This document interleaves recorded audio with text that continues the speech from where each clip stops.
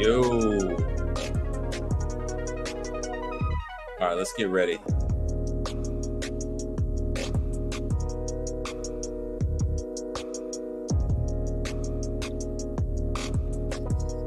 One, two, and three. Welcome to the broadcast.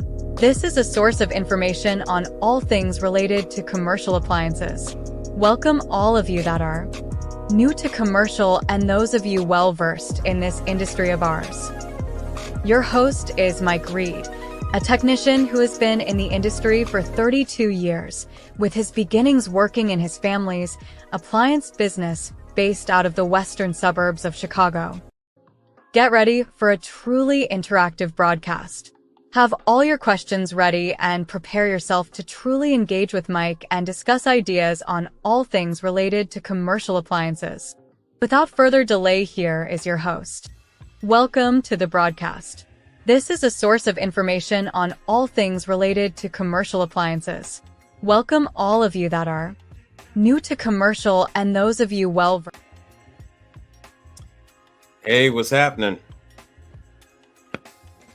Sorry, I had a crazy day. Crazy day. So, I have a bunch of stuff to bring up with you.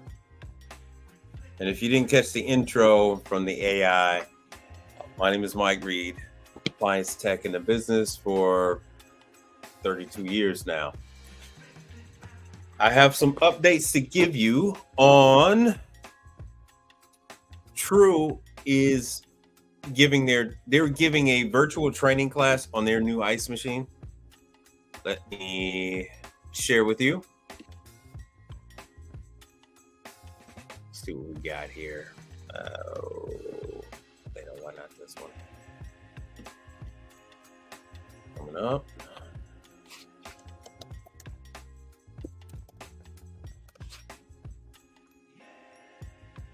All right, good. You guys are following with me. Now, this is for their commercial ice machine.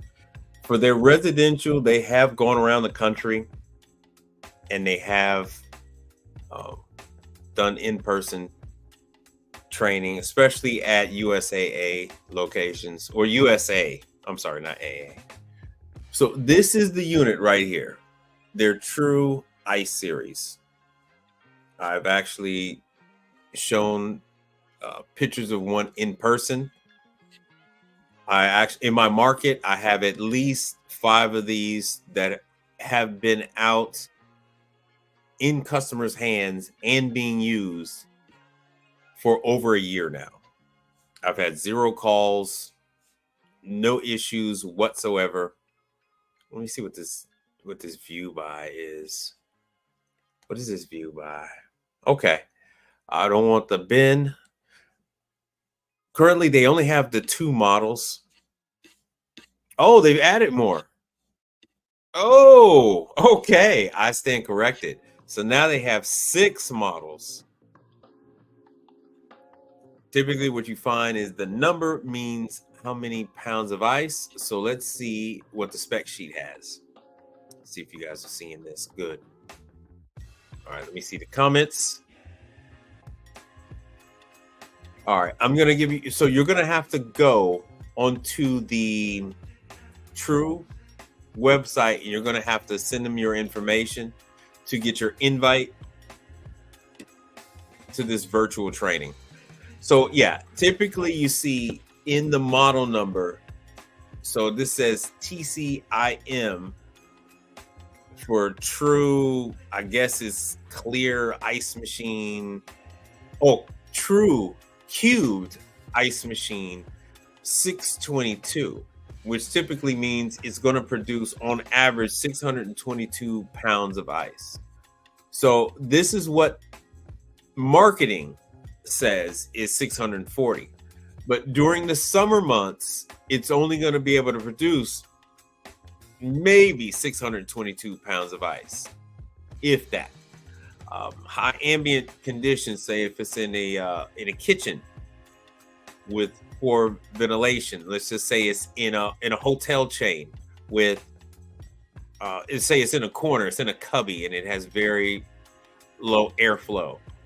That's going to reduce the amount of cubes that's going to reduce the amount of ice it's going to be able to produce. Let me show you. Let me see if I can come up with the email. All right. So this one is 622. So that's as big as they go. Is 622. True ice. Oh, let me give you guys the link. Sorry about that. Let me give you guys the link. This is not going to work too well on Instagram, but we're going to go for it anyway.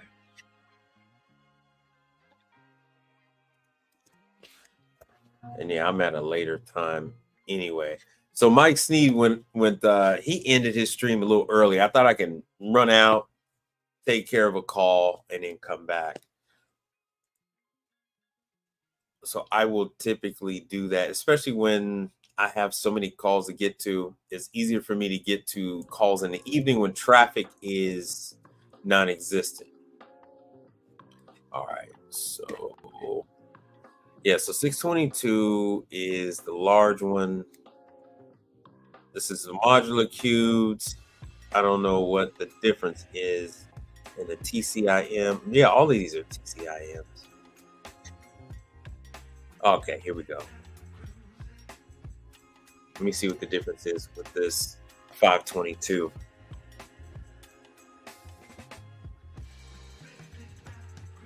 So let's take a look at the spec sheet.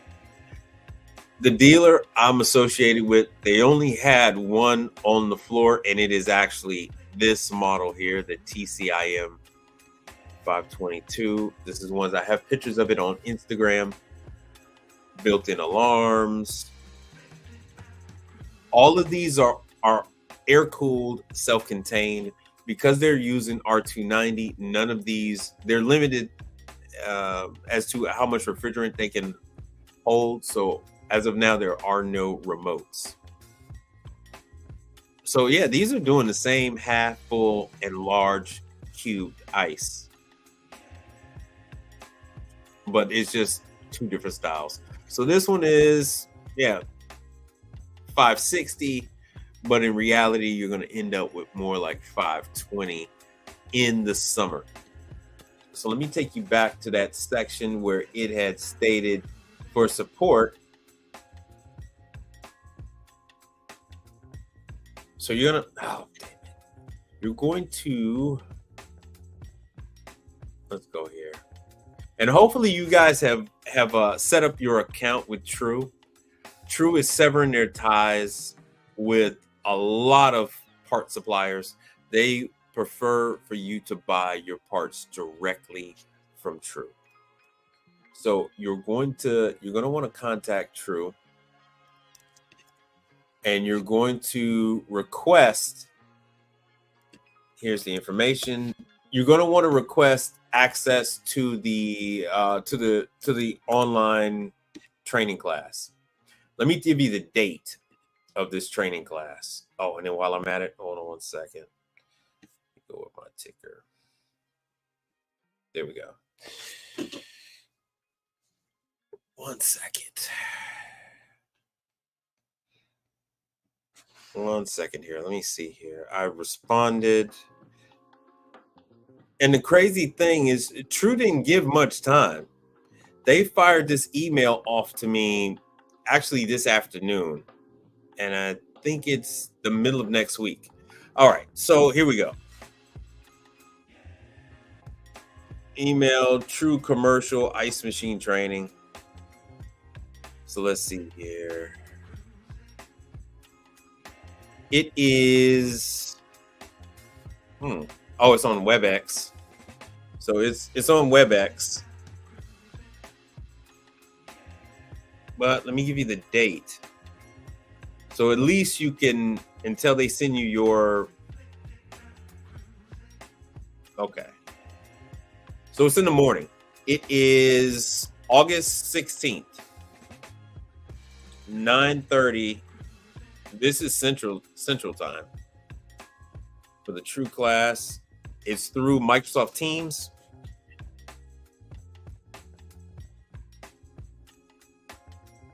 Just so you know, so that's training for the new to the market, the Manitowoc. I mean, I said Manitowoc, the true ice machine. Let me see if we got it. All right, cool. Bean God on IG. What's happening? All right, so if anybody wants the date again, I can put it in the chat, have it displayed. Matter of fact, let me just do that for you.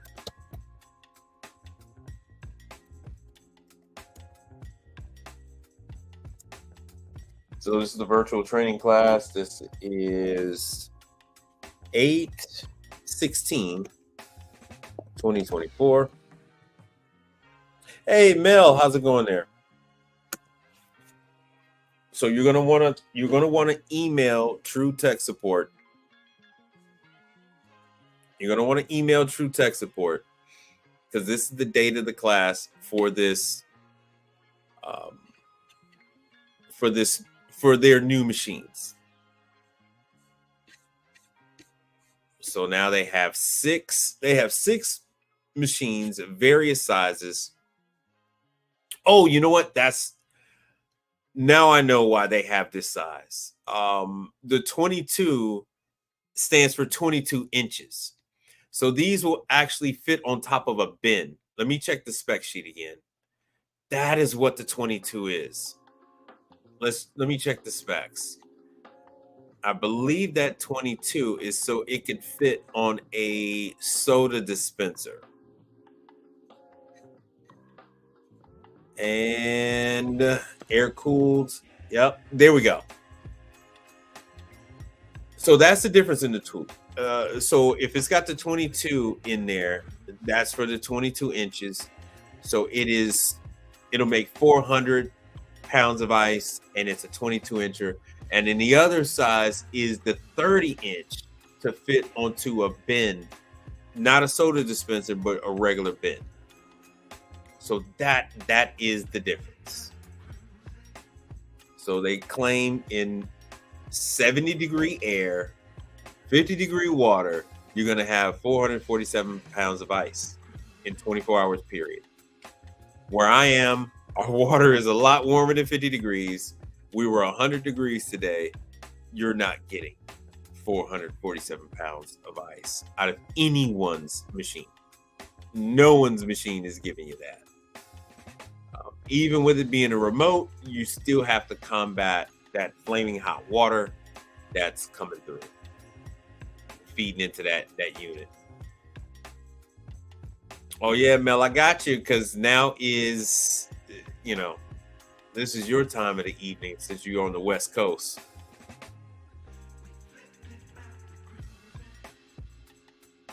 All right, so now we got that one. Let me see here. I have a backflow preventer. Here's the information on the, let me show you guys real quick on the mixer. How many of you are familiar with Volraf? Because I don't think I've ever touched on Volraf before. And I think I put this out on my Instagram where I have Watts has another training for their backflow. Let's see here. And I have no problem addressing other things that you guys are finding out in the field. You can bring them up and I'll go ahead and address that one. So we got a Watts. They're also having a virtual training class. You can go onto the Watts website. Their online training is free. This is for backflow preventers and the whole nine. But they are also they're celebrating some kind of water protection day or week or something like that they're doing. Hold on, let me check this email. Yeah, so I got this. This came in today. Let me put it up on the email. What we'll do is this.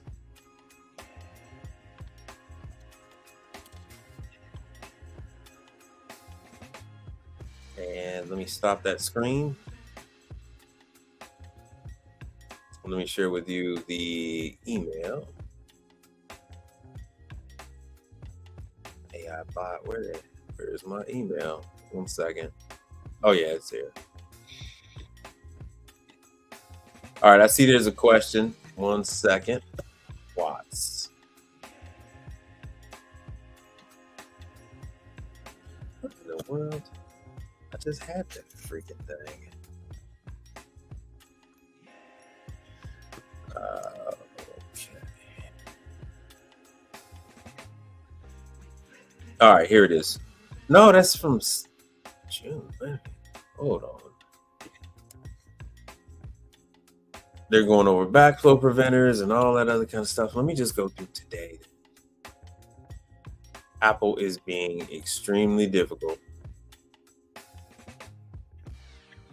So I can give you this information. This is something that everyone is reinforcing. Oh yeah, and then I can go into the VOLRAF with the mixers.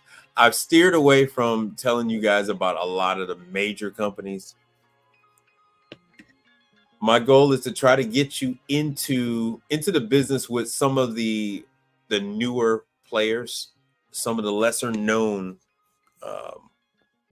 ones out there. So Watts, yes, Watts has a backflow prevention like introduction, letting you guys know about this. This is also on August 16th. And I can't make that any bigger. Let me see what you guys are looking at. Let me see if I can make this bigger. Yeah, Mel's on Instagram. All right, so Untamed Kango, our 404 has been ditched. It's been outlawed, so they phased that out a long time ago. So 404 has been phased out. All that stuff is phased out. That's why I am telling you all about the CO2 classes, because everything that you're dealing with now, that's all old hat. You know, only thing that's going to survive is right now it's R290, R600, CO2, which is 744, and then ammonia. So ammonia, those are the only things that we're going to be using. Everything else has been phased out. There's already dates for the end of production using those. You'll still be able to buy those refrigerants. You'll still be able to work on that equipment, but they're no longer producing brand new equipment with 404 and that kind of stuff. That's all being phased out. Oh yeah, we'll see. All right, Untamed Kango. CO2 has always been used in supermarkets. So CO2 and ammonia, you would find CO2 and ammonia in railway cars and that kind of stuff. You would like Vought ice machines have always used ammonia. So ammonia and CO2 was used for a lot of big units in the past. Those are the OG. Those are the OG refrigerants. And so now we're at the point where we're able to use those efficiently in smaller units. I actually had an Italian under-counter fridge that was an ammonia unit. I think it was manufactured by not Bertazzoni, but Smeg. So it was a Smeg, and it was ammonia. Yeah, there's the only reason. Okay, so Untamed Kango says no EPA. When I first started, there was no EPA on certification for refrigeration. When I first started in '92, That didn't come about, I think, until like 94 or something like that. But that wasn't a thing. Um, the whole reason why they had the EPA cert is because guys would just dump all the refrigerant. They didn't use recovery, and when they had a unit that was burnt out, they would just cut the lines, let all the gas out, and then change the compressor, do a sweep charge. And there's another thing: the guys would do sweep charges. So they would use the refrigerant and just blow out all the air and whatever trash or whatever, and just blow it out, and then just cap the units off, do a sweep charge. So EPA was like, no, we're not having any of that. We got to teach these guys the right way to do this, and that's how all that came about. So there's no need for EPA cert with R290, no need for EPA cert with R600, because it's propane and butane. So that's the reason why you don't need a EPA certificate to go ahead and buy. What the hell is this? That's why you don't need an EPA cert to go and buy propane, MAP gas, and all that at Home Depot, Lowe's, and Ace Hardware. All right, let me get rid of this. So if you guys are interested, now this thing wants to do an update. Google, pain in my you know what. So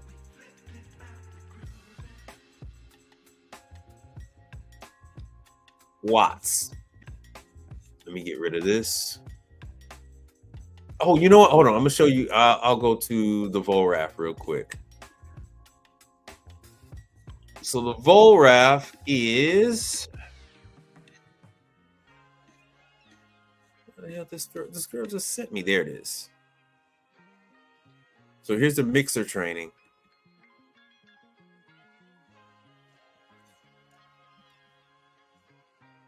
So let me stop this, and I'll share the screenshots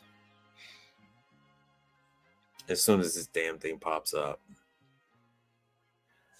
This is the reason why I tell you guys, always talk with the factory, warranty or no warranty. You always call them up and see what's what. And now my PowerPoint is messing up. What the hell? I'll riff with it right now. Yeah, they're Untank Angle. They're eventually going to get rid of this the EPA thing. There's no need for it.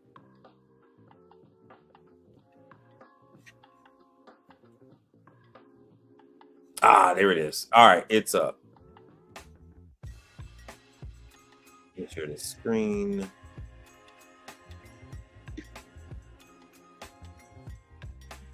One second, we're doing this on the fly. There it is. I got you.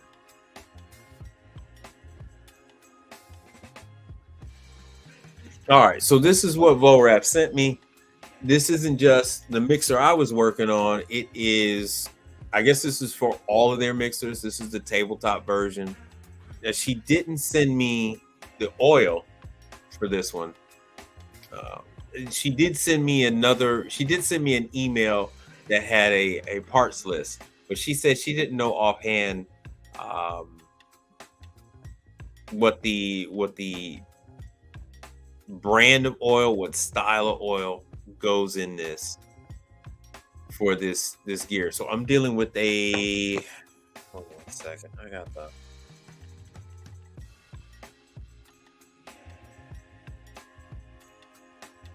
what was this?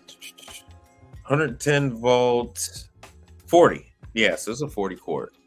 So we're gonna go down, but that's what everything looks like once I take it all apart. And like I said, the gear oil is completely different in color. I was dealing with two different colors, one green and one blue. So inside the unit, I was finding blue colored grease. And on the outside, they said they were seeing green. So this is for one I was dealing with. And everything, whatever issue they're having, right. So they said so I had started mine. They said allow the unit to run for about a half an hour. and I wasn't noticing if that thing was. I didn't notice that it was noisy or anything like that. It was very quiet, but I would have had to go a step further to see if there were see if the grease in there was thick. So what they're having, I'm not seeing any of this. What I believe they have is some. So this is the unit right here. What I believe they have is some kind of they have some kind of seal issue. Let me see if I can go bigger. There we go. So these, there we go. Right here, there are 4.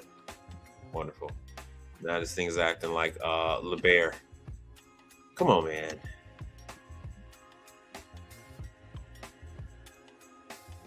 All right, let me see what you guys are looking at. Now, right here in this gear selector section, that is where it's leaking from this unit. I would have to see. There's no torque specifications. So when you deal with some of this kind of stuff, you can torque these bolts to a certain Newton rating. But she didn't give me any of that information. There is like there's zero information out there about how to service these units. I know just a little bit.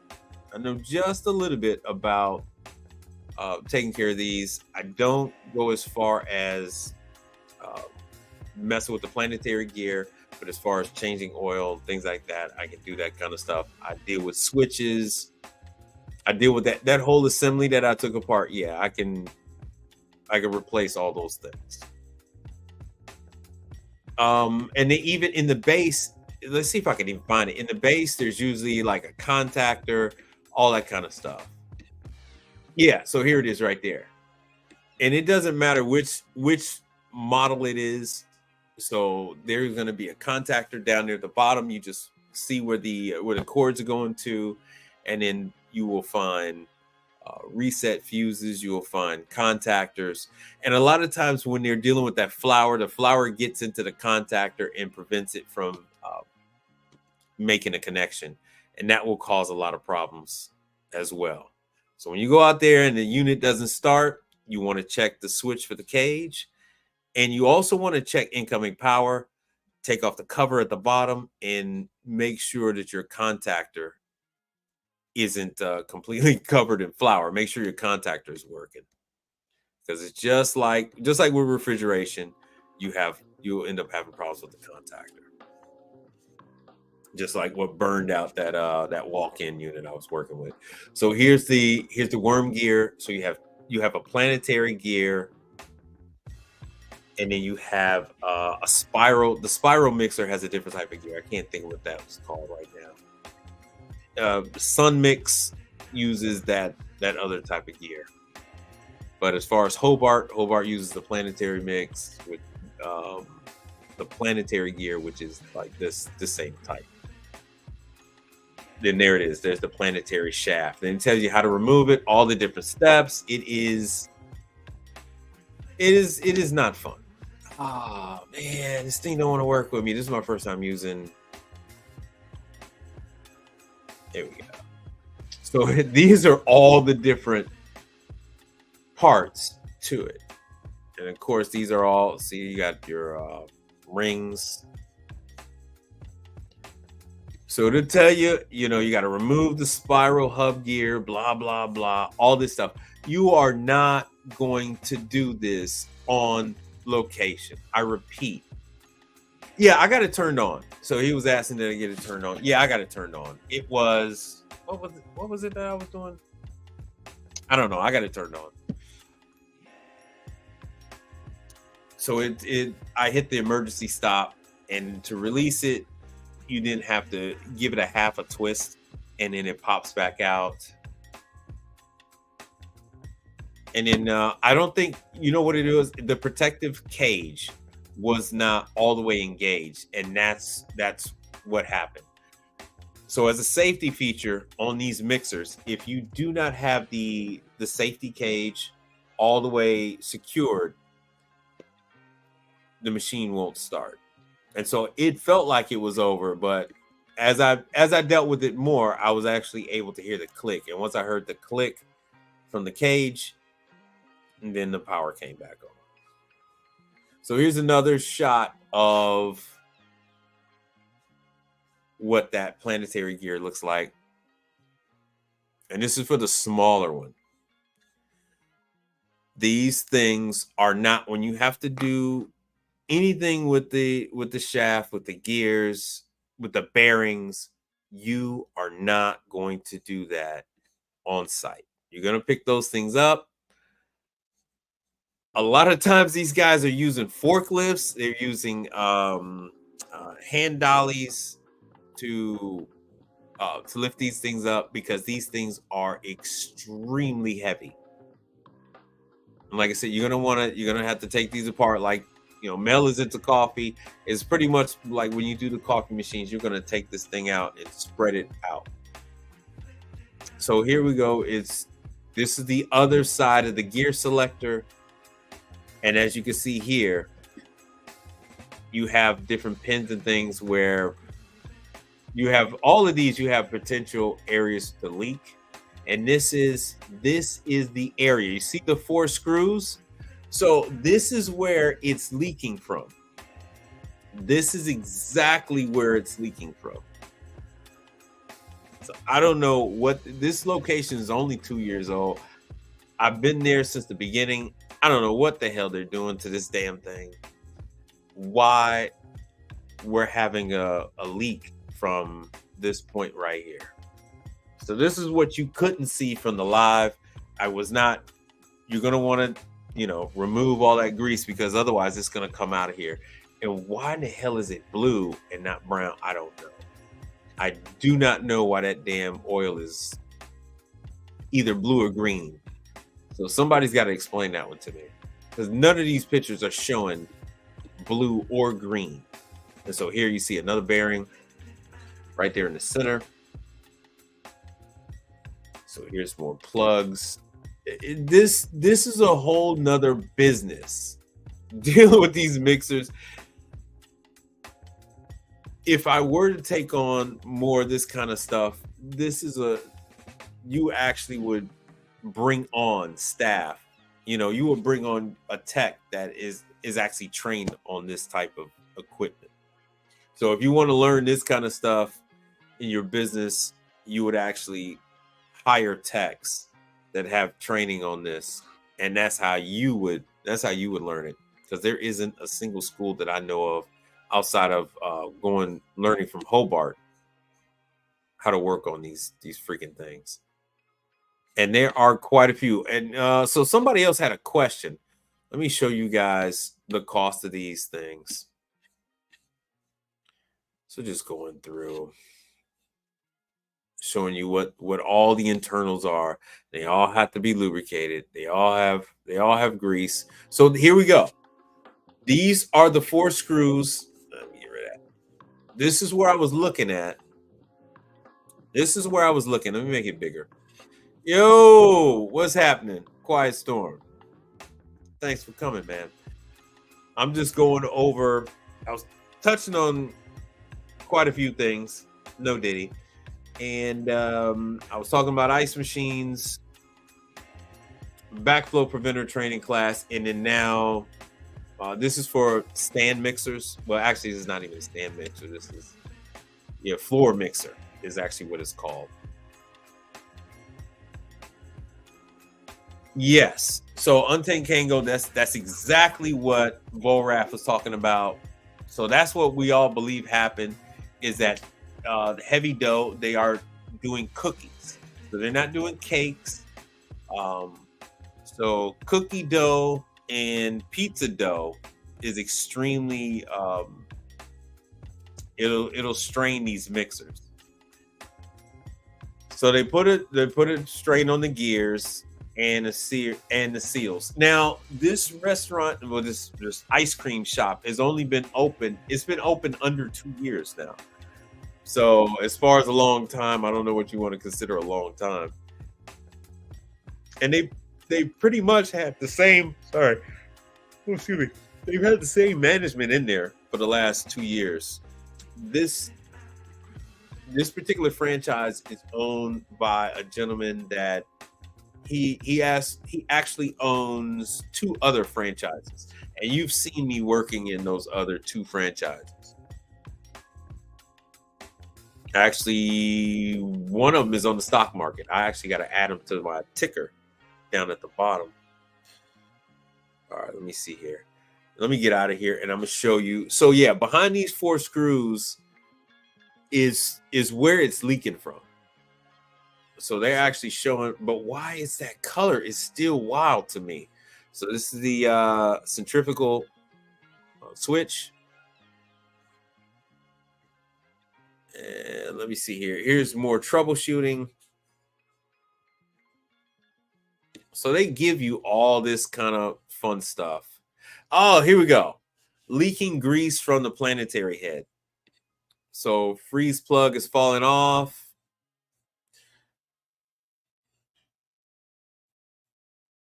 Pressure in the gearbox for too much grease. So I didn't get into removing the freeze plug and removing that grease to inspect to see if just to take a look on the inside. I haven't gone into any of that stuff. So let me get rid of this. Let me show you what the cost of this kind of stuff. Let me see what Mel's got to say.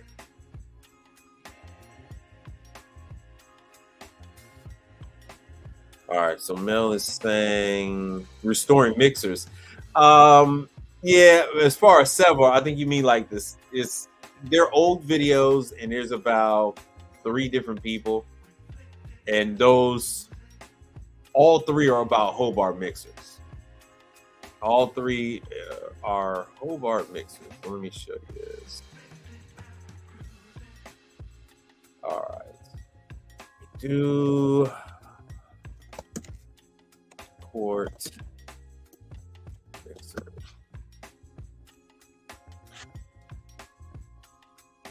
So as you can see, these are the cheaper ones. The Axis. Now Axis is, so that's $6,000. $6,449 and some change. Let me go back there. Now you can see it. All right, let me go back. Now these are actually smaller mixers. So the price. So here's the 40 quart. So this is the mixer I'm working on. $9,332. And that was at 220, but mine is a 110. Yeah, mine is a 110, so it might be a little less than 9,300. So there is quite a bit of meat on that bone when it comes to these mixers. But it does require a lot of other equipment. So here's your Hobart. This is Centerline, which is their entry-level line of Hobart equipment. They're trying to compete with Axis. Their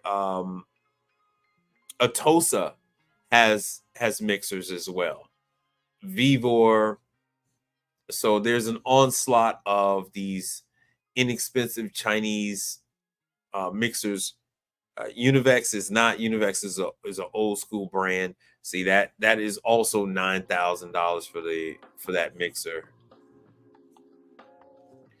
And then here's the other. Let me see. It's just 110. And like I said, the prices go up from here. Eurodib is the cheap knockoff of a regular, Hobart style mixer. Primo is also MVP, which is, see, there you go. But you're getting what you pay for. So you see this for this $1,991. You're getting what you pay for. So it's not a matter of working on everything. Yeah, now see, I didn't have blue. I had blue grease and I had green grease. And thank you very much for checking out my other videos, because people that's watching me show aren't checking out the other videos. Um, Here, let me show you some of the other prices here. Here we'll go to 60, and then go up from here. So you see here, when you're talking about and this is Globe. So I also service Globe. So here you see 16 grand. For the slightly larger ones, you're talking about Globe, you're talking about Hobart.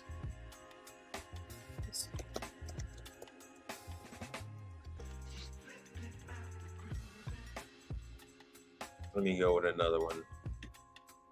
So the prices get up there and they go well above the 16. So this is a little Hobart guy right here. It's a 20 quart. It's 10 grand. Now you're getting up there in size. These are more 30s. These are 16 grand. Like I said, you have the skill set to work on these, but it's going to require other piece of equipment that you don't have. It's going to require different grease and different oil for these for the motors and the gears. So as you see, it's 20, and it goes up from there. They go up way more than that. 21. It just keeps going. 27. The numbers go very high. So if you're unfamiliar with mixers and the prices that are involved, and that's because these things are. Ooh, make sure you guys are still watching. Put a 1 in the chat if you could still see the the screen. I'm gonna make this one a quick one because Comcast is acting up. Comcast is not behaving. Ever since we had the storm, Comcast has been a pain, and that might explain why I've lost. Okay, all right, good, because I kind of see it. I see it on Instagram. All right, the summer is starting to. We're in the middle of the summer, and the new training schedules are starting to roll out. They are, and this is for ice machines. This is for ovens. This is for everything. Dishwashers. The new schedules are rolling out. They have been putting out. All the manufacturers have been putting out notices saying that they will update their training schedules shortly. They've been saying to be on the lookout because they're tired of me whining and crying about it. So they said they're going to put it out there. So here you go, 50 grand. And there's 4 pages of mixers. So 50 grand for a Hobart mixer. That's 140 quart. And we're still going. So 65 grand. So, and these aren't even the ones, they have other ones where the bowls have their own cart and they roll the cart because there's no way you could lift up these freaking bowls. So that's 65 grand. 65 grand for a mixer. So if you weren't aware, you are now. Welcome to commercial appliance repair. No one's going to throw away their $65,000 mixer. And just so you know, the same components that are in that $65,000 mixer, they're larger, but it's the same components in the same order as the smallest floor mixer. So all of those are going to be exactly the same. It's so whatever you learn on how to work on a 40 quart floor mixer, you will be able to do 140 quart floor mixer. You just have to have, your bearing presses and all of that kind of stuff. And be careful because those pieces are razor sharp in there and they will cut you. You will get cut. So just so you know, I don't talk about it much because I don't have the skill set to really work on them outside of the electronical components, outside of the emergency stop, the security cage, the selector switch, and that kind of stuff. That's the most that I have experience with. I don't have any experience with the actual gears and things like that. As I find out, I've talked to Globe about it. Globe hasn't given me any information about any classes or anything like that. If I do ever put together a training school, it would be something where I would have to hire a tech and do a class on mixers, because there's a lot of work with mixers. Mixers have especially these floor mixers, these stand mixers. They have a problem where you see the base, the floor part of it, they actually break, and then you have to weld the base back together. All right, hit me with your questions real quick while I look up the next thing. So we have, just to recap for everybody that came in just recently, we have, let me flash you the information on True. Let's see what we got here. I got these already. I put them in the chat earlier. Wonderful. So it's not showing. So True's class is coming up. You don't want to miss that. You do not want to miss the True class. It is it's a virtual class. It is through. So True's training is on. Hold on, I gotta pull it up yet again. All right, August 16th. So True is having class August 16th, 9 a.m. Central Time. So it's from 9:30 to 11. You would want to try to catch it. You don't have to give it your full attention. You can actually, this is typically what I will do. And this is on Microsoft Teams. So I go ahead and start it. They typically mute everyone. So you're already going to be muted. So they're not going to be able to hear you work. It is going to eat up your data plan.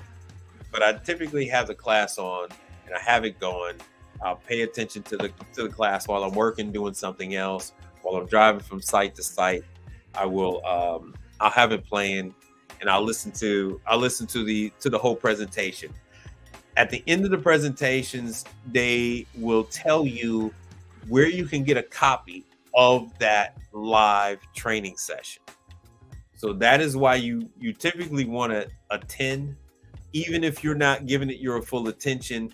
Once they see that your login has gone through the whole session, they will give you access to the class that you've had, because they know that people are doing other things throughout the day.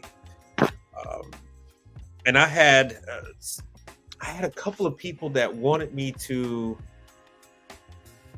let you guys know that they were interested in signing up technicians, so that you can get referrals in your respected markets.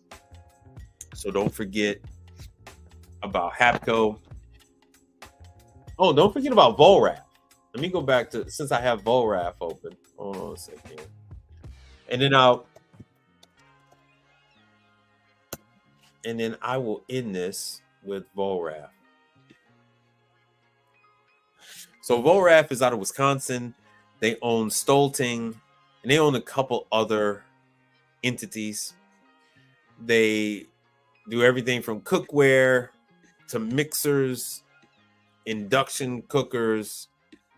They actually have toasters. They have lightweight ovens that compete with a lot of the other brands out there. So let me show you here.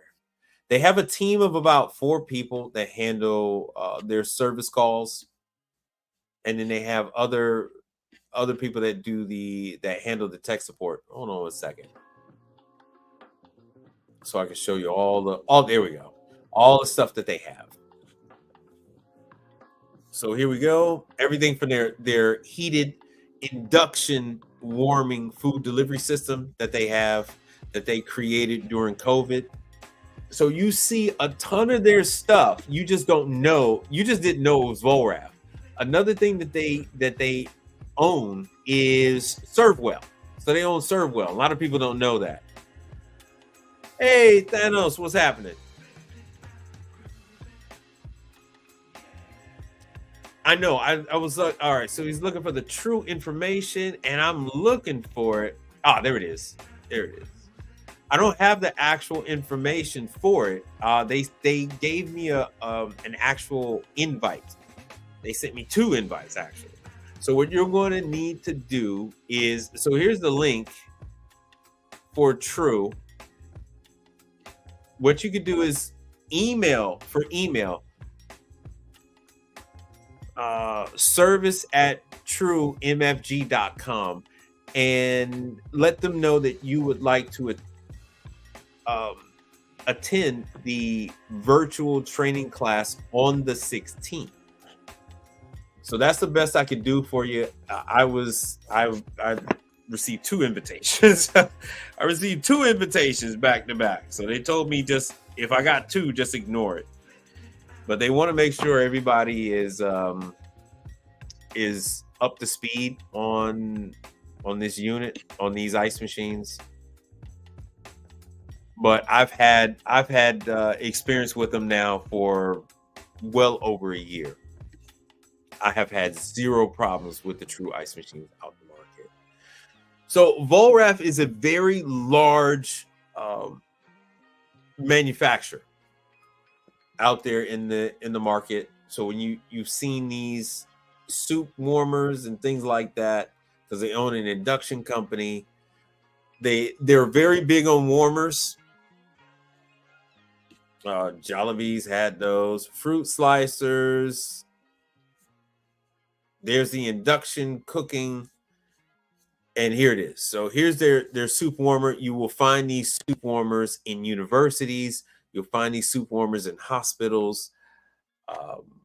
You'll actually find some of these soup warmers in gas stations and various other quick service. Oh, grocery stores. You'll find these in grocery stores that are selling take-home meals and things like that.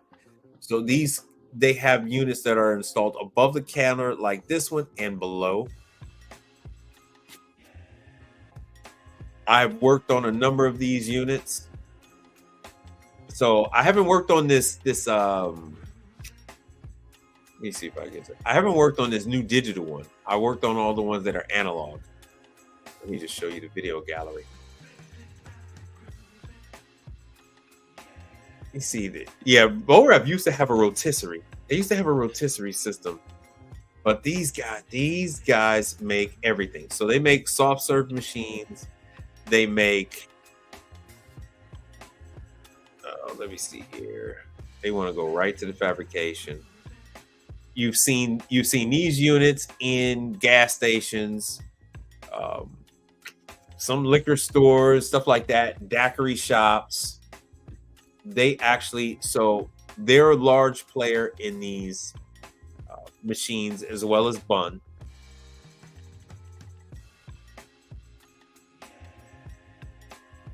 So yeah, I think the largest that they have is the 3 barrel. Yeah, they discontinued the Granada machine.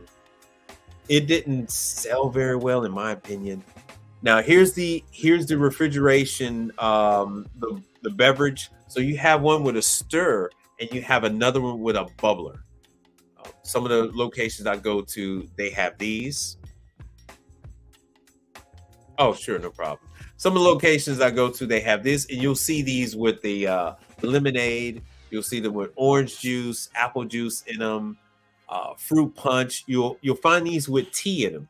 So large players in this category are Volrath, Craftco, and then Bun. So you have those players in this market. Let me see what else I can. Their website is always changing, and it is always a pain. So this is their new claim to fame. They're doing this. I don't know if you guys have the food concept Salata, but we have a lot of a lot of salad concepts. I'm sorry. So we have a salad concept that was very large called Salata. Now Salad and Go has came in and taken the thunder away from Salata, but they're automating the whole salad chain concept. So now you put in your prepared ingredients and a customer just puts their bowl underneath the dispenser and it will dispense out a certain amount, of items.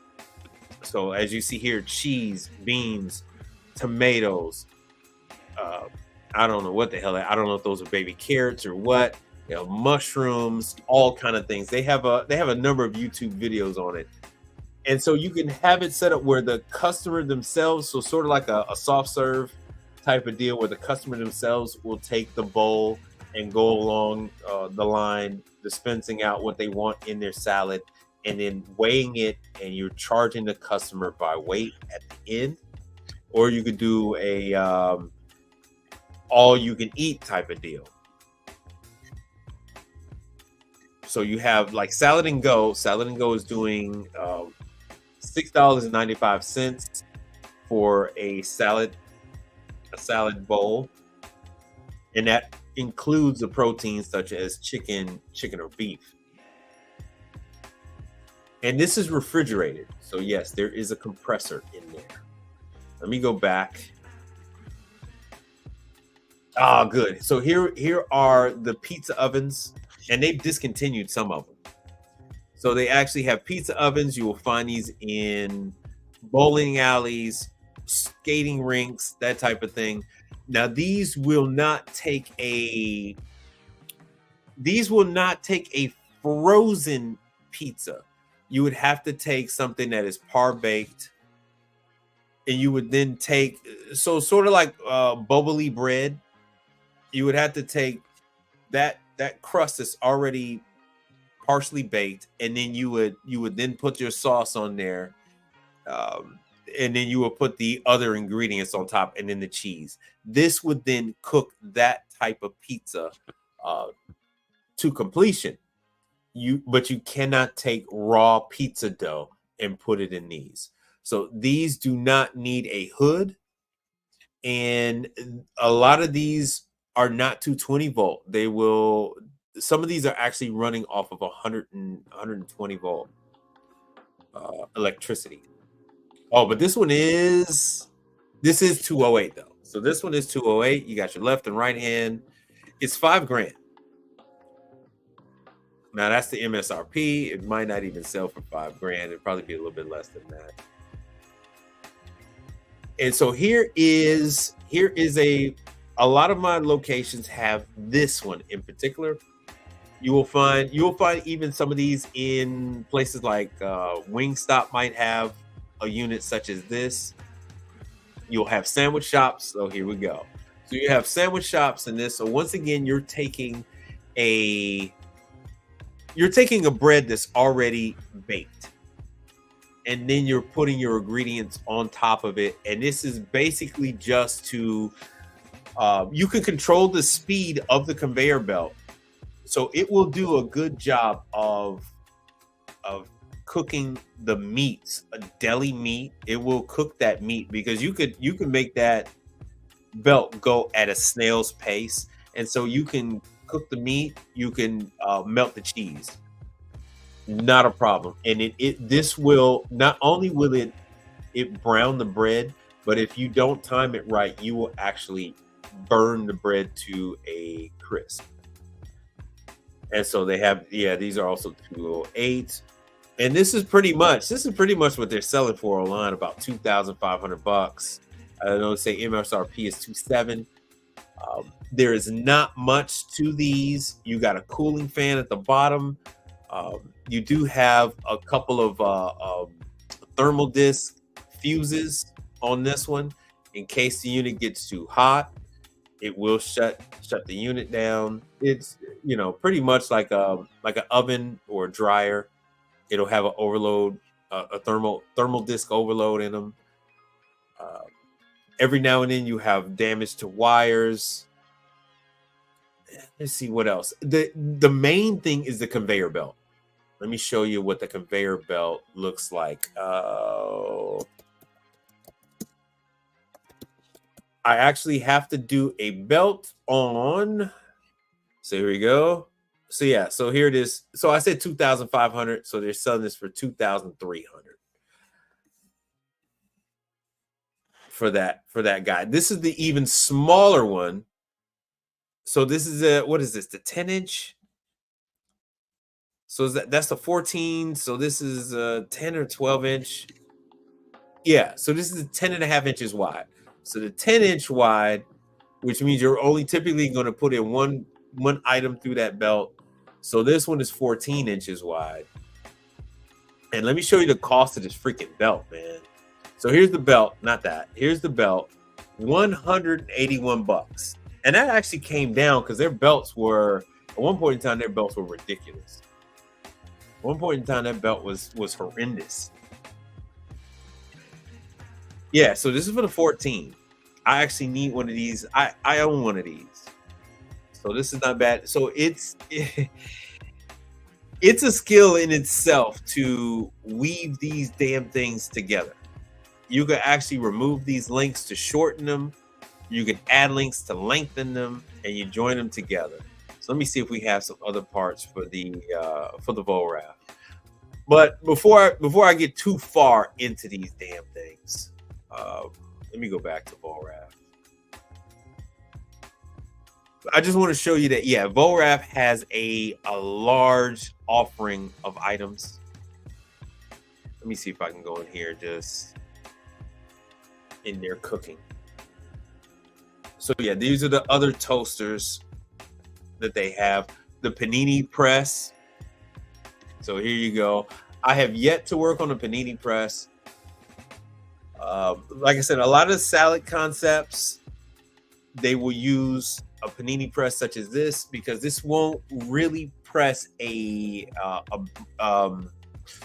sandwich. This, as far as sliced bread, this will press a tortilla shell.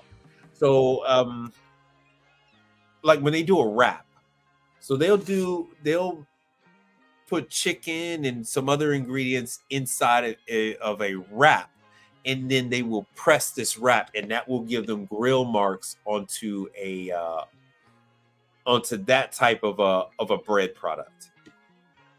But as far as a sandwich, there's not much weight on top, so it doesn't do that great as far as that. You would actually literally have to pull down on that handle to give it some good marks, and you would actually have to give it some type of butter and oil.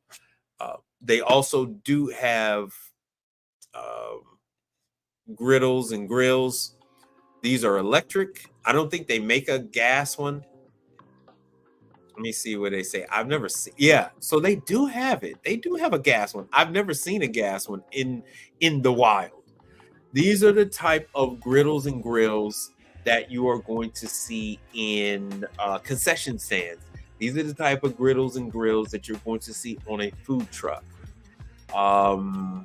Hopefully they're not watching. Hopefully nobody says anything because they are very touchy.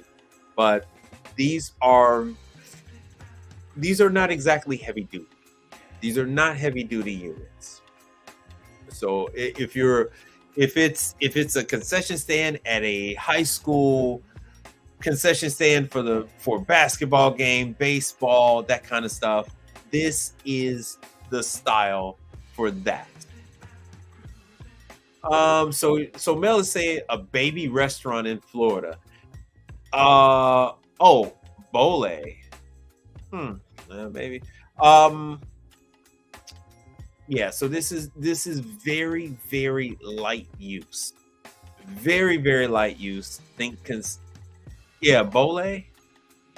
I'm not familiar with Bole. So it is like I said, it's very light use. So they do come in gas and electric. News to me.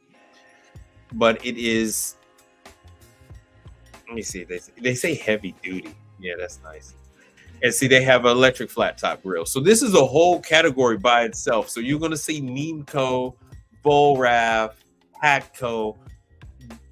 Those are players in this particular style of equipment, which is more geared toward, for those is more geared for concession.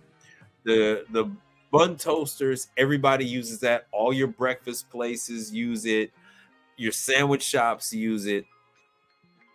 Volrav, Hatco, they're king in that. And let me show you with the other conveyor toaster, because this one is very expensive. Oh yeah, and then here's their slicers. So they have slicers. You saw the mixer that I was looking at, so I can go there. It's just a whole rabbit hole when you start talking about Volrav. They are very particular as to who they work with. There's the grinders that they have. Here's your meat grinder. So they have a whole catalog of equipment, and there's the mixer. Let me run through some of their stuff real quick. I'll show this tab. Let me shrink this a little bit. Volrav toaster.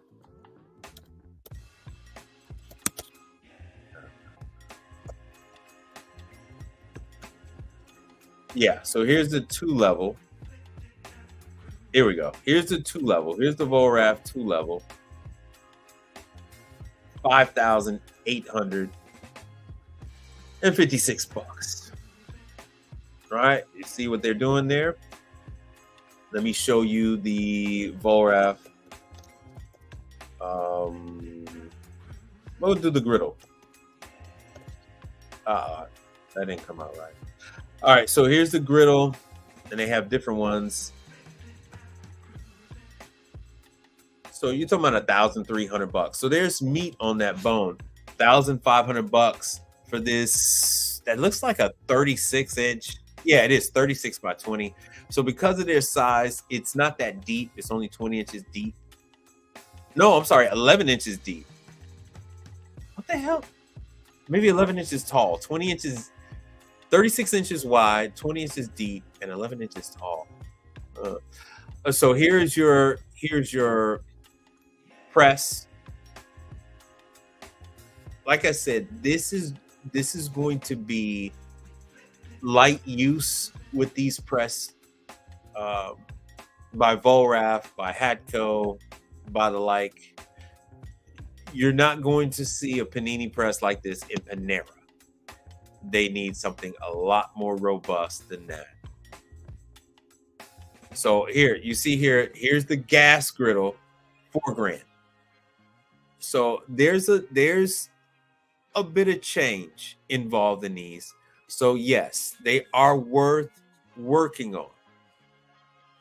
If you find something like this in one of these restaurants, in a very high traffic restaurant, just know that you're going to receive a ton of work out of that location. Oh, you like those, huh? Yeah, the salad bowls and wraps, a bole. Okay. All right. Fresh nectarines from your tree. Yeah. I've never actually been to California. Farthest I've been is Vegas. Other than that, I've been to all the other states. Just about. I want to say I've been to like 40 of the 50 states. So this is Volrav. This is just some of what they got. So I could just show you some of the other.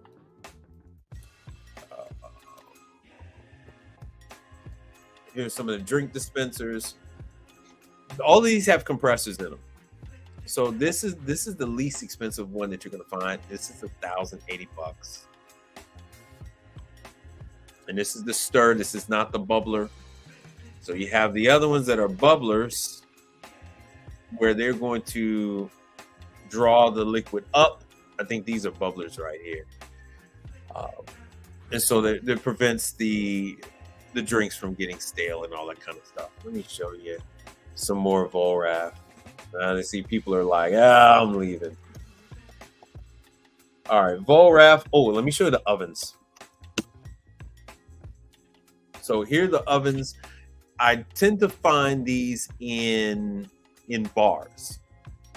I tend to find these in bars. In the the bar back area. Now this is a 208 unit. They actually make these in 110, and so it says new. It says new. So they did take these off the market for a while. Maybe the 110 units were having too many problems burning up. But they were $2,000, and now you can't see this. Sorry about that. They were $2,000, but now they're up to $3,000. Now they're up to $3,000. So before the pandemic, they were $2,000 for these Volraf countertop convection ovens. So at the bar, they do everything from they typically put in pizzas. They'll put in frozen pizzas in these units. So the bartender is actually serving drinks and bar food items, and they'll put this in there. And I usually don't find just one oven. I typically will find two of them. And what you'll find is, because they're operating two of them, usually off the same line, they'll burn the cord or burn the outlet. So the cords will generate too much heat because they're using both at the same time instead of alternating. And then they will usually burn something.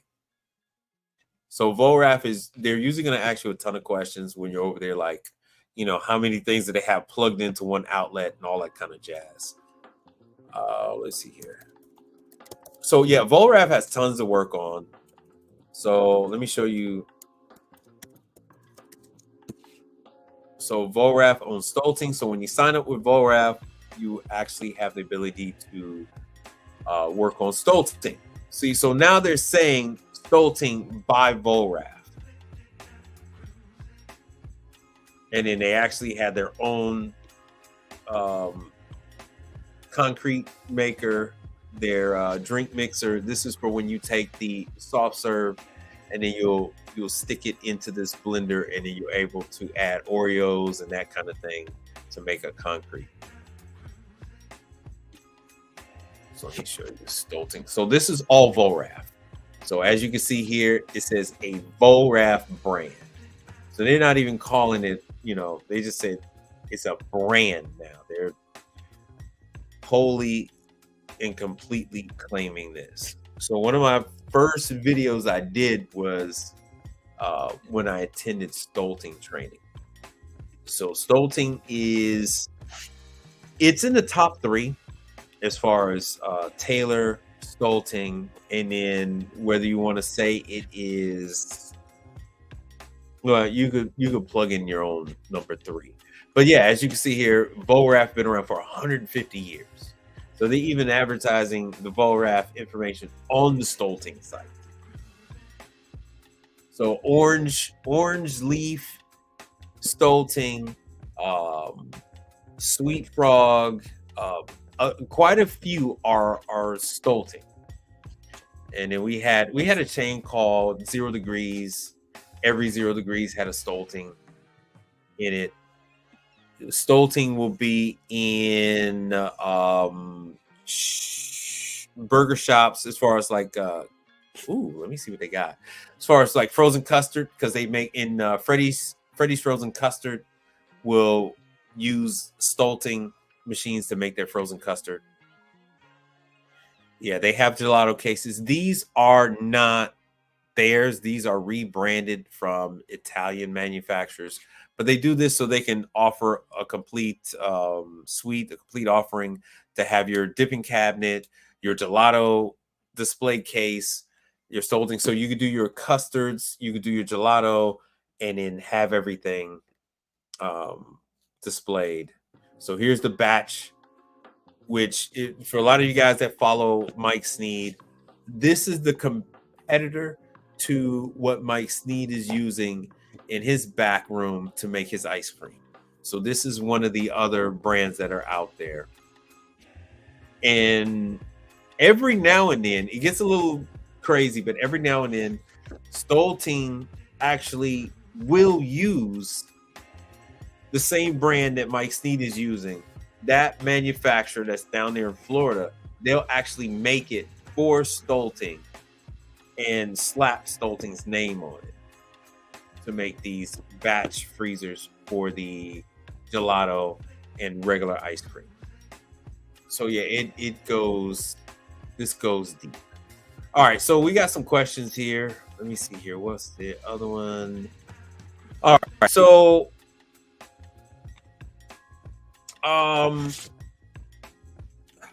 okay, here's the thing. The Chinese, would you guys like for me to show you just a few snippets of China? China is in a bad way. Let me show you something real quick.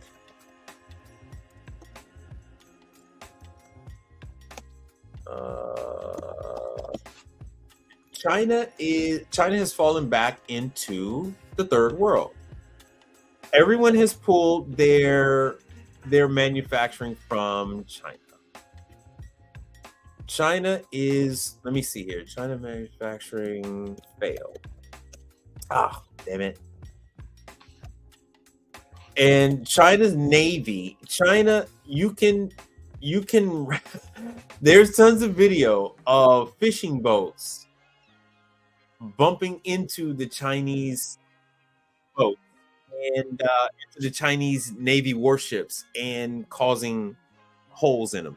China has a big problem of corruption, and it extends to all their equipment, to their military equipment. What they call the tofu dreg. And yeah, these guys are big with showing that. Yeah, they have. Let me see here. There's nothing left. There is absolutely nothing left of Chinese manufacturing. And ever since we had this last storm, my internet is just trash. Let me see here.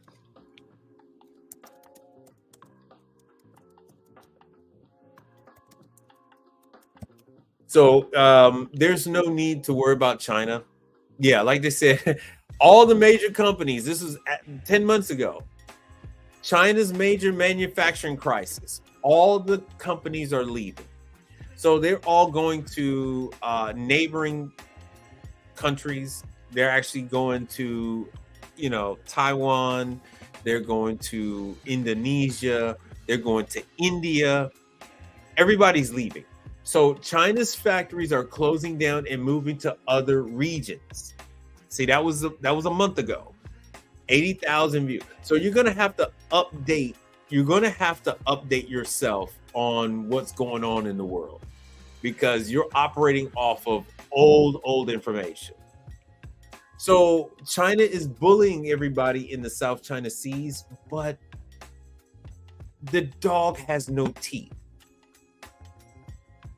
It has no teeth, right? Yeah, all right. See you later. Thanks for. I know everybody just dropped off when I start talking about China. So I'm talking about China because the manufacturing is gone. The U.S. is bringing the manufacturing to Mexico, and all right, so.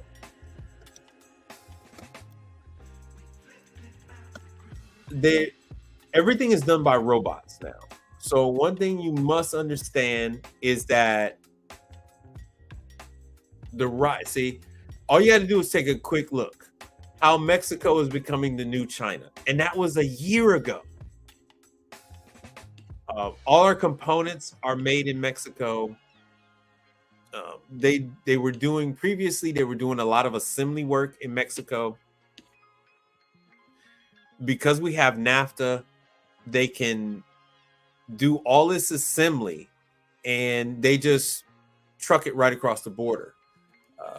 Let me show you. See, Volraf is they're very secretive about their manufacturing.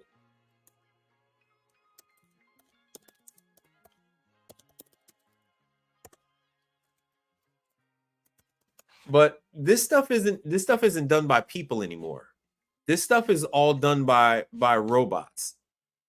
See, here we go. This is like 8 years ago. Let me speed this thing up. Let me speed this thing up a little bit. So all this stuff is done by there we go.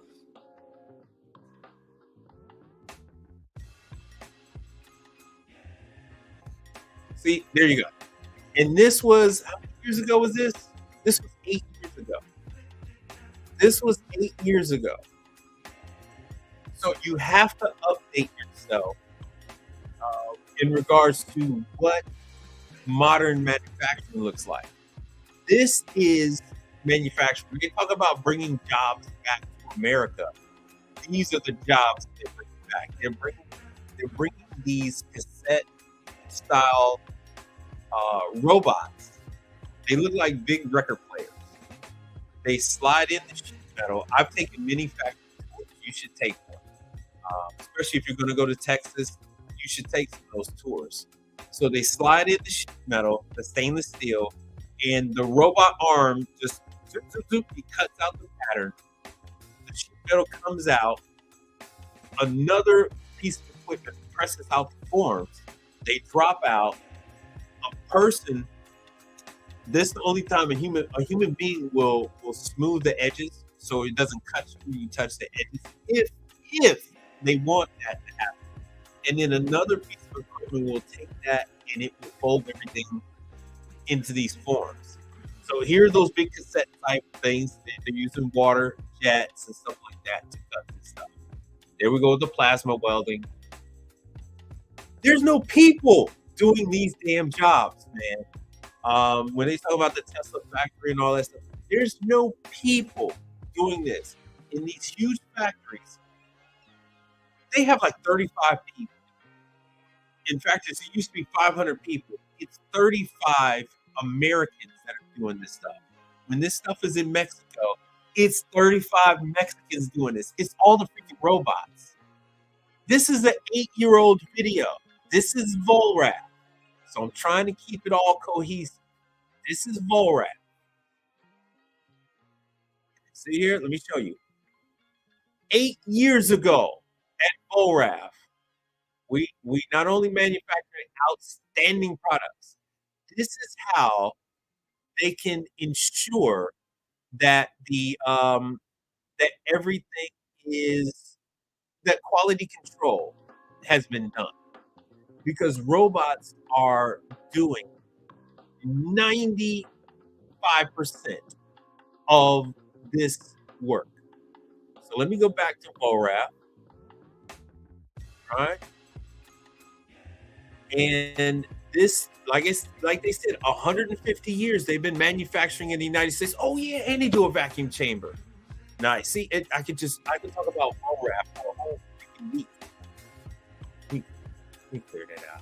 So Volraf is in Sheboygan, Wisconsin. They don't do any Chinese manufacturing. They don't do any Mexican manufacturing. They're doing all their manufacturing in Sheboygan, Wisconsin. Sheboygan, Wisconsin. All of this stuff.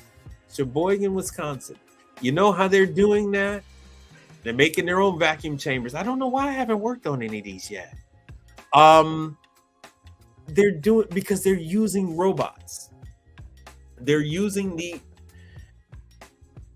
and if you want to get upset about anything, get upset at the fact that these robots that these American companies are using, this Build Back Better bull that they're trying to snow you with, that they're fooling you with, is these robots are made in Spain.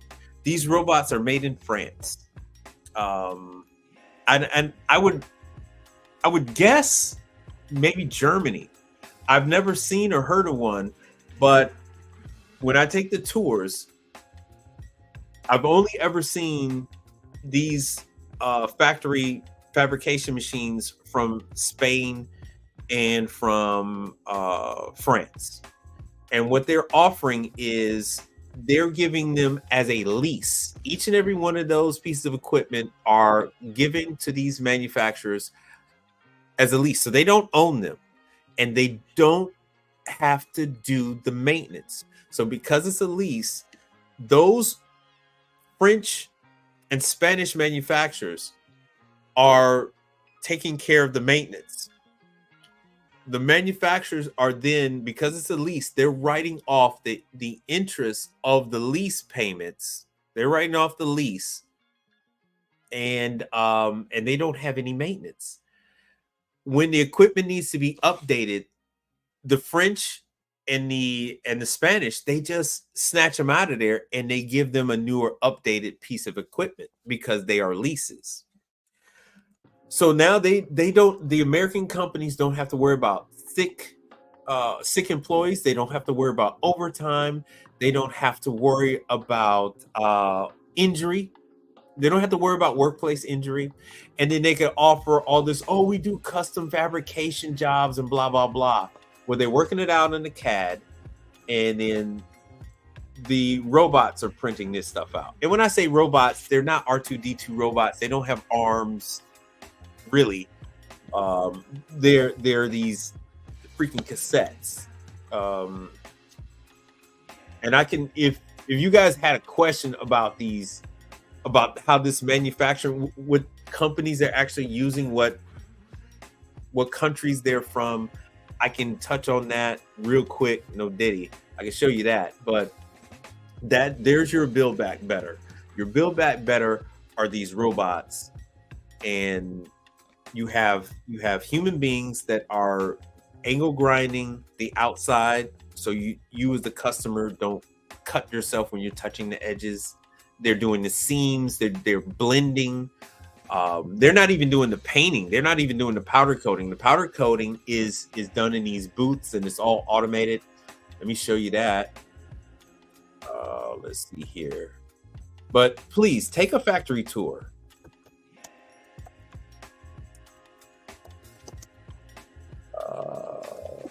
Commercial.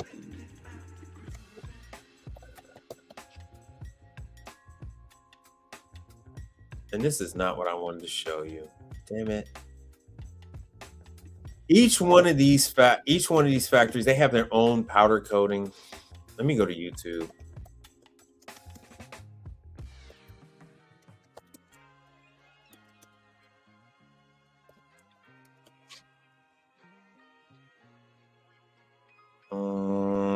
Let me see here. You got to see this stuff. This stuff is it's on meat hooks. It's on meat hooks, and it's just going on this line through the factory. They hang this stuff up on the meat hooks, and then they go into the booth, and they wait in line like they're at Chick-fil-A, and this stuff gets painted. Oh, my internet is messing up. Let me see here. And there's nothing I can do about this. My internet has been going down all day. All freaking day. Let me see. Yeah, they have the American flag in the back. So this is pretty much, and American employees aren't even doing, it's just trash. American employees aren't even doing that much. They aren't even doing this. This part here is actually done by robots in the factory. So when they get to a certain point, they don't even do this. I actually have video from some of the factory tours that I've taken. Yeah, this is not a good one. I'm sorry. This is not a good one. Let me cancel that. That's not a good one. Let me go back to VOLRAF real quick. Sorry about that. Let me go back to VOLRAF. All right. So Picture Man. Oh, thanks for sharing. Thanks for sharing. I appreciate that. I'm going to read that chat in just 1 second. And I'm trying to go back to freaking. Oh, there it is. I'm trying to go back to VOLRAF. So if you could, while I get ready to read his comment, put a 1 in the chat if you have ever heard of VOLRAF. Put a 1 in the chat if you've ever heard of ORAF. So you worked in the General Assembly plant for 8 years. Robotics are on another level. Yes, the robotics they have, and please feel free to chime in. Like, so you know what I'm talking about, where they have that cassette. It is a very boxy robot. It's a very boxy machine, and you quite literally feed metal into the machine, and in a little arm will go in there and cut out the forms. And then they have the other one where it's an articulating arm, and that's the one that is actually like doing plasma welding and that kind of stuff to join things together. And then there's a and then the third one, which that machine is actually doing the bending of sheet metal forms. The one that's doing the form. So no longer is there a guy in his 40s sitting there taking a piece of sheet metal, putting it into a press, and then stepping on his foot, and then the metal is being, formed into a 90 or 40 degree angle. That is all done by robots now. That is all done by robots. No people. All right, so yeah, all this stuff is done in Wisconsin. Here we go. Here's another warmer as they showing you. So you're not necessarily going to see like the Volraf plastered everywhere, because they have no problem putting someone's decals on their equipment. Volraf has been around for 150 years. They don't care. They're well known. They're very good with this delivery system. So they have this like induction plate in the bottom of these bags, and then they have an induction, and then they have another plate on top that has like a fan, and it is able to keep pizzas warm. So they're fighting with Hatco on this. They have so here's the system. See, here's their heating pad. There's the induction, which is a power pack. So a power pack, they got this heating pad thing. They have a number of different ways. So you go plug it into the delivery driver can plug this into the cigarette lighter, and they can maintain. So here's the pizza one. So they can maintain the temperature of the pizza. So they have their whole thing. I actually have bought some of these things. It isn't by Volraf, sad to say. It's by another company. I don't even know if that company's still in business, but I have bought it for for other endeavors that I might be into. Now here's another thing that Volraf is a major player in. These are the warmers that are above the serving stations. You really don't see these because they are, let me see if you guys can see me good. You really don't see these because they are mounted up above the shelf. So what you'll have is you'll have a shelf, and then you have another shelf below that, and that's where they're putting the plates of food. So the plates of food will sit there. The line chefs will put the food on the dish, they'll put it up there, and then this device that you see on the screen is screwed up to the top. And it is radiating heat down to keep the food warm, so the food doesn't cool off by the time the servers reach the plate and bring it to the table. That way they ensure that the food is still warm. All right, so you never heard of it. Okay, all right. You never heard of it. This is a major player in there. They're privately owned, so I don't have them in the stock ticker below. I appreciate that. I do appreciate everybody hanging out with me. I know it's late. Thursdays are later than Mondays. Mondays are 7 p.m. Central. And I don't know how long Mike Sneed goes on. Sometimes he comes on at 7. Sometimes he comes on a little later. Sometimes he'll stay on for an hour. Sometimes an hour and 30. So I'll give him room so he does his thing, and then I'll do my thing later. But this is a very hectic time for me, so I try to run out to get to as many clients as I can, at least to do the diagnosing of these units. So what you have is this. Let me see if I can pull up a video real quick. So this is an image showing how it casts that radiation down, how it radiates. I'm sorry, not radiation, but how it radiates heat down. And they have a number of different strips. So as you see, it'll up to 150 degrees is what it's blasting down onto the plates. And let me see if I can get a quick video. And once you see the video, it's going to click. Once you see the video, you're going to get it. Let me see here. Go to another one. Let me see. Volref heat strip. So I do a lot of work on these. And this is something that they have to have. I know it's saying $195 for this heat strip, but see this one is $2,000. They have to have it. At all times, the food must maintain a certain temperature. And so these are the different heating elements in there. You see the price is not bad. $112 for the 2, $130 for the 1. Let me see what part of this heating strip is it. So they typically don't throw these things away. They're going to fix them. They're going to fix the switches on them. They're going to fix if the heating element is damaged, they're going to want to fix it. Let me see if I can find a video. Yeah, they're hardwired. So let me show you.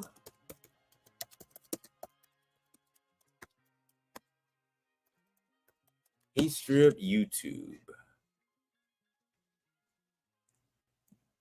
All right. So here we go. Let me make this a little bigger. Work, play, and every day. Upgrade with over 1 million. I'm gonna have to spring for. Let me make this bigger. I'm gonna have to spring for. Okay. Oh, you're on same time zone with me. Nice. Take myself out the picture so I can make it even bigger. So hopefully, once you see this, then it's gonna click. And like I said, my internet just been surprised I'm not even lagging. Surprised I'm not lagging. This is wild. Accessories and bring you your truck to Ridiculous. Thank you, Comcast, for this terrible internet.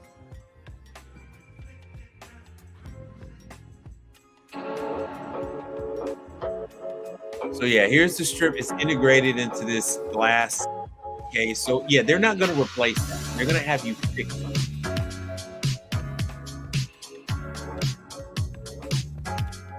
Let's see if I can go to another one. So yeah, this is something you don't really notice this. So it's up, out of the way, and it's beaming, not beaming. It's just old school way it used to be those heat lamps, those round heat lamps that used to gooseneck over the food, but now they put these heat bars, these heat strips over the serving area. And I want them to show like a regular greasy spoon. I hope I don't get a copyright strike. But yeah, see, they're showing you different colors and all that other stuff. And I want to keep this specific to just Volref. I ended up on a Volref tangent today. But as you see, there's controls. Those controls will break. There is a coil element in there. And those will get damaged. Those will break. So everything needs maintenance. Everything needs work. Let me see if I can find another one. I don't know. Yeah, they have all of this kind of stuff. So this is all Volref. So as you can imagine, you don't exactly see their name plastered all over this joint. But everything you're seeing, yeah, all that stuff was pressed out by machine. All that stuff was done fully in a fully automated warehouse. I mean, factory. Fully automated factory. Let me see here what I could find. Yeah, so that's why they're able to do the cookware and all that other stuff. There's no people making that stuff. It's all robots. So no need to worry about China. China is done. China is over with. Xi Jinping is like in hiding right now. They say he's under house arrest. Uh, they're not paying the soldiers. I don't know if you know that. They're not paying the soldiers. So here's another piece of equipment showing that they're testing the rivets, because the rivets that are put in their fryers are by a robot.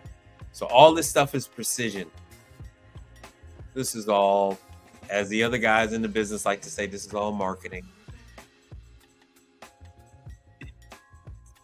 And oh yeah. So this is the inner workings of that one of the salad machine I was showing you guys. So this is the future right here. I have not yet seen this in the wild, but they are extremely proud of this, and it is coming to a location near you. This is coming to, like I said, a university, a hospital. This is coming to, all kind of locations. So now you can have, because a lot of this stuff, to be honest with you, a lot of this stuff comes in industrial sized bags. It's already prepped, it's already washed, cleaned, cut, and they come in bags. You just have to cut open the bag and pour it into this container, and then you can now have one employee go down the line, say, "Oh, what do you want?" and just push, and then it gets dispensed. So now you have these dispensers that you and I are going to have to service. You're going to have these the mechanism that's actually turning and dispensing it. I've seen videos where they go in depth into how this rotates and drops the proteins down into the containers. So those we will have to work on, and then the motors for that. And then also they're refrigerated. So now you have a compressor to deal with as well. With a ServU refrigerated touchless slide-in. Contact your Volrath sales rep today and learn how you can enhance your serving experience. So now this is more hygienic. At Volrath Food Service. You're cutting down on prep time. You're cutting down on labor, right? So you have fewer. So you could focus less on the staff in the back. Buy all your stuff already pre-cut. Let me show you the food service pre-washed salad. So here it is right here. Let me see if I can show it in the industrial bags. See, this is Gordon. I don't know if Gordon has a good enough way for me to show you.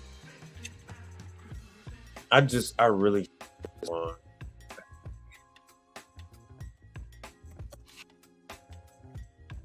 Let me see what I can find. All right, iceberg wedge. No. I want to show you guys. Let me see what I can find. Let me see if I can do a 20-pound bag. I know I'm not spelling that right.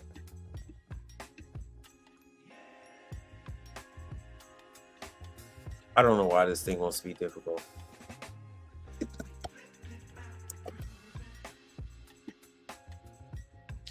Anyway, they have this. Oh, they want to do this to me. Here we go. Finally back at Gordon's.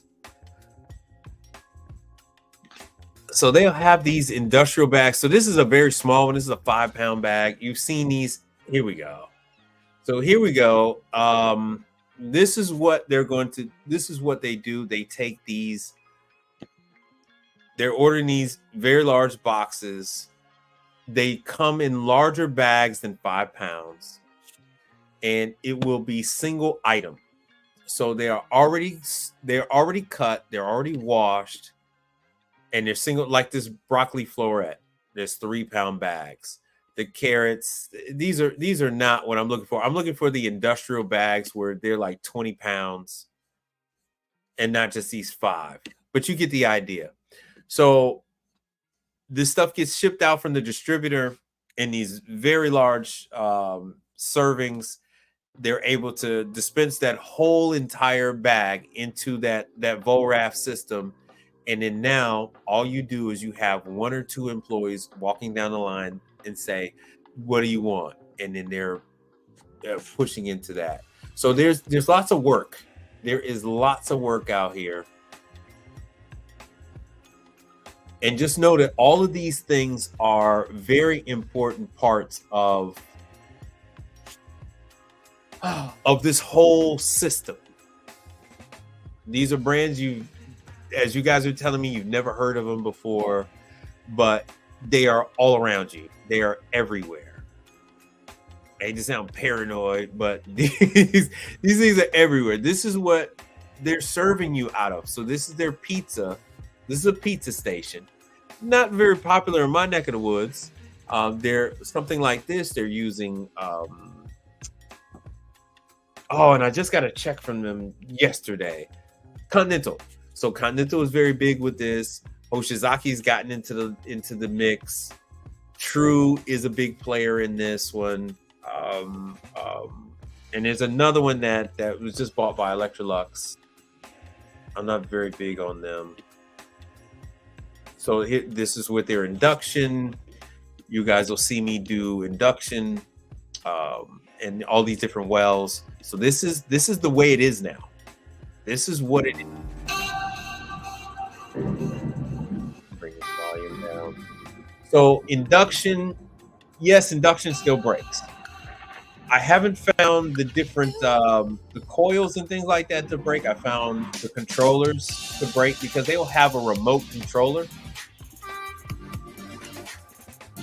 And the remote controllers will malfunction. That is my experience. I have yet to actually work on any of the internal workings of these induction wells.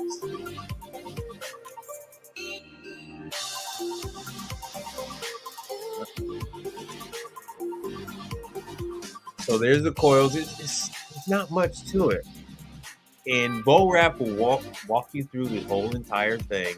Whatever needs to be done, they have tech support. They have the parts. They will send it out. This is a great way for you to learn. Volraf will pay you. They've been around for 150 years. They're right here in the States. You will not have a problem with Volraf. And you will gain the very best customers that you can get in your market. They are the ones that are using Volraf. Let me see what else. What else you guys want to? I'm about to shut this thing down. What else did you guys want to learn about like a behemoth like Volraf before I call it a day? So Volraf is doing all facets of this thing. They're doing the cookware. They're providing some of the equipment that's actually preparing the proteins. They create the racks that you put your dishes on. Here we go. These are the racks that you put your dishes on for the dishwasher, ice cream machines, soft serve machines. So once the food is prepared, they have all kind of warmers and carrying equipment, kind of stuff you see in concessions, bars, all that. All of that they have. Here they are with their tech support. You need it, you can contact them. They will get a hold of you. Here are the different phone numbers. They do have different lines for the different categories of products.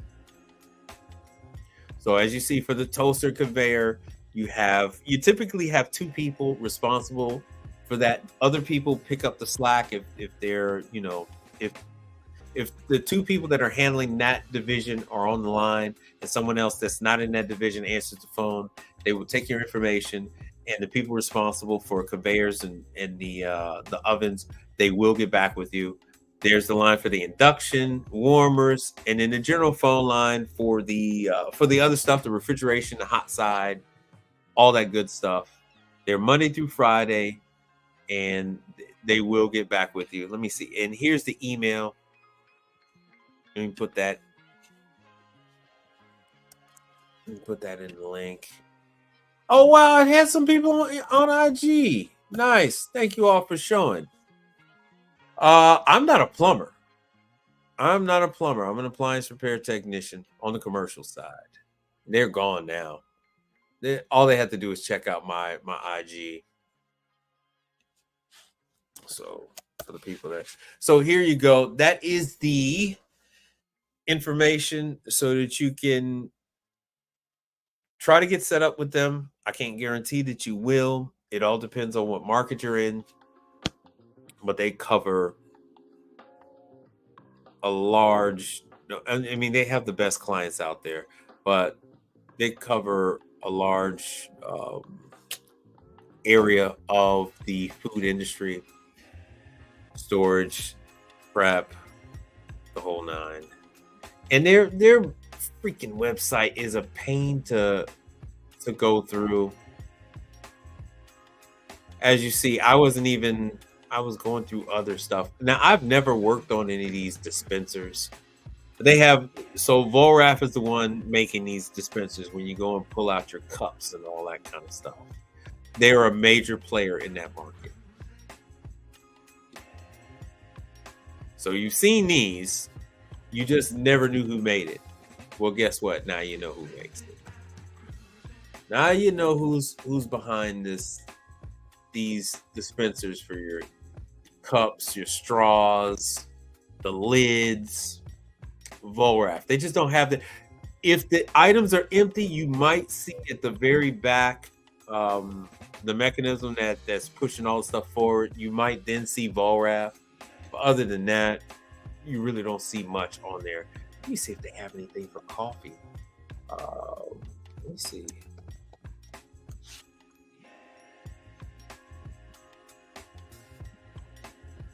Because I'm not. Oh wow! All right. I didn't know. I'm seeing if they have AirPods. Okay, so they have urns. That's a new one on me. I didn't know they made urns. So you're looking at. It's probably more likely selling for about $700. Let me see what it is.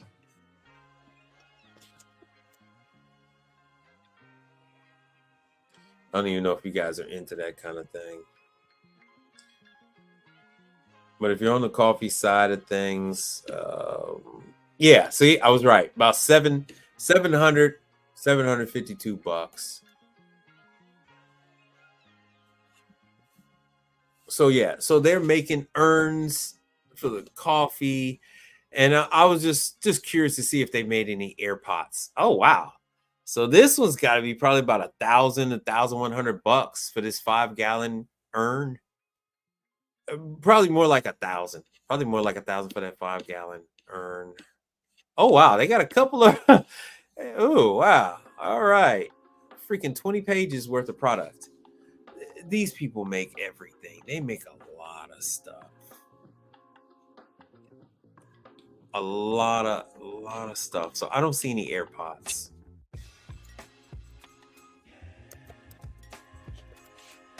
I'm just curious. Not like you would work on an AirPod.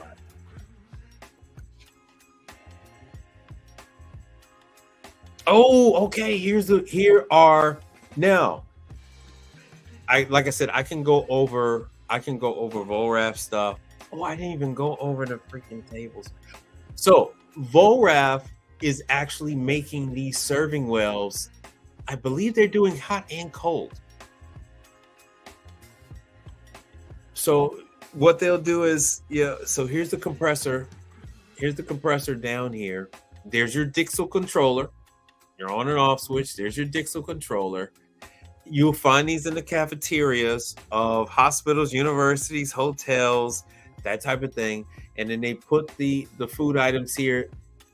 The outer cabinet will freeze or refrigerate, but a lot of times you'll see frost on the side. And Volraf is right there with Duke. Volraf, Duke, Craft, Custom Craft, Atlas. There's a whole list of these people. That's what I'm trying to tell you guys. There are over 3,000 different manufacturers in the market, and you have different behemoths like Volrath who have forced their way into quite a few categories. So, and I've never heard of, so this is using refrigerant 513A. I don't know what the hell 513A is. That's a new one on me. I hope I don't have to deal with it. Oh man, another damn refrigerant. So this is their cold, and then they have hot. So this is a 3-wheel cold. So as you can see, there's quite a bit of meat on the bone. 7,000. Maybe this sells for about 6. Let's check it out. Let's check this out. I'm curious. So no one's going to throw away a cold well. They're just not. All right, so I got one here. As it pops up, I'm going to share the screen. Like I said, okay. So it's a little higher than I thought. It's $6,700 for this Volrath cold well. Ooh, and this is the old one with a dual pressure control. Ugh, I hate these. I hate them. They leak. They don't have this anymore because now they're using the Dixel controller, and I'm loving it. I'm with the Dixel controller. I'm with that. So Delfield, yeah. So Delfield is in this market too. So Delfield, Duke. There's a number of players in this category. Number of players. As you guys are being brought up to speed with the smaller players, I can introduce you to the major players. And let me show you. Here's another one, Servewell, which is also Volrath. See, here we go. So Servewell is Volrath. Oh wow, I lost everybody. So Servewell is Volrath. So as you see, it says Volrath Servewell. You've seen these everywhere. So this goes under the Servewell name. Maybe they're going to discontinue the Servewell name and just use Volrath. I'm interested to find out. I service quite a few of these. I've also done an early video of me servicing this because quite a few of the knobs get broken to adjust the temperature. Let me see if I can find this. So I do appreciate you guys hanging out with me. So this is what you guys see, especially at all-you-can-eat buffets and all that kind of thing. Once again, cafeterias in universities, high schools, hospitals. You know, so they reach down there, they grab the plate. The plates get warmed ever so lightly. They're not going to be hot to the touch. They're probably going to be about 80 degrees. They're going to be about as 80. Your hand is what? 86.7 degrees. So the plates are typically about 80, 90 degrees. And then so you can take those plates. So they're not going to be cold plates. And then you can go ahead and dish the items up above. So you have a number of wires. You have, once again, thermal overloads down there. You got thermal discs. Because of all the moisture up above, you end up with the components end up getting destroyed by that condensation. They end up corroding and breaking, and you also have to change these thermostats. I wasn't planning on showing this kind of stuff. I actually have these parts that I can show you what the thermostats and things like that look like, and these are quite expensive. No one's going to replace these. No one's going to replace them. Servewell for sale. Yeah, everybody's like, man, I got to go to work tomorrow. So, yeah, here's all the parts. me see if I can get a good one. These are not that low. I don't know why they're showing me these freaking prices, because they're more than this. I know I'm gonna have replay gang on this. So here we go. So these are typically, 2,000, like this one, 2,100. That's typically what you're gonna see is like 2,100. And so now, yeah, they're saying Volrath serve well. So it looks like they're going to start to phase out the serve well name. Maybe they will, maybe they won't. I don't know. But they all say serve well on them. You don't notice what they are because you just see this flat surface. And most time everything is all covered up. So when you going by and you're looking at this food in the hot well on the tables, you don't get a chance to see what they are. All you ever see is the food. That is all you ever see. So here, yeah, they're in different prices. So here's one with the heater up above. Yeah. Let me see if I can get this to show. So here's one with a heating strip. So that's what's up above, is there's a heating strip there so that the food can stay warm as they're going through. So this is a self-serve situation. So on this side, like a cafeteria, the kids would walk by and they would, scoop out the food. Unless that's a protective cover. Yeah, so they're not, how the hell are they gonna get the food then? All right. So they're going to take it, put the plate on top, and then the kids get the plate. So the glass is there so they don't stick their hands into the food. I wonder if this thing has a warmer, though. It's electric. I'm not seeing a warmer.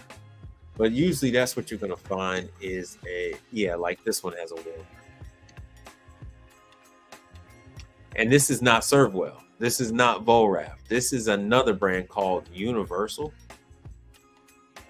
Never heard of Universal. This is my first time finding out about Universal. But I am going to wrap this up. Because, yeah, I know it's late. It's a work night. You guys got one last day. And I'm going down this rabbit hole with freaking Volrath. And next week we're gonna have all this freaking training, so stay tuned. Mondays I go live on I want to thank the contributors. So Monday I go live on at 7 p.m. Central Time. And Thursdays I'll go live anytime after 7, anytime from 7 to 9. So I'd like to thank Richard R. Brown for your donation to the Cash App. So that's Richard R. Brown. Thank you very much. And I think he contributed on the Cash App. So thank you all very much for your contributions, Cash App, PayPal. It is, very well received by me. I do appreciate that. Thank you all very much. That's the information for Zelle. What is this? That's to follow me on X. There's to follow me on Facebook. That's if you want to contribute by PayPal. Here's the information for Cash App. So I do want to thank his contribution. And with that, I am going to wrap this thing up. So please don't forget to like, share, and subscribe. We're finally in the 700s. So the subscriber rate is in the 700, 730, 750, something like that. So we're almost at the 1,000.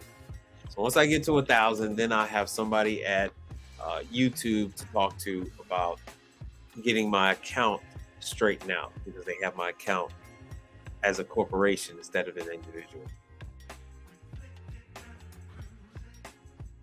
What we do here is go back. So with that, I will see you guys whenever I'm live.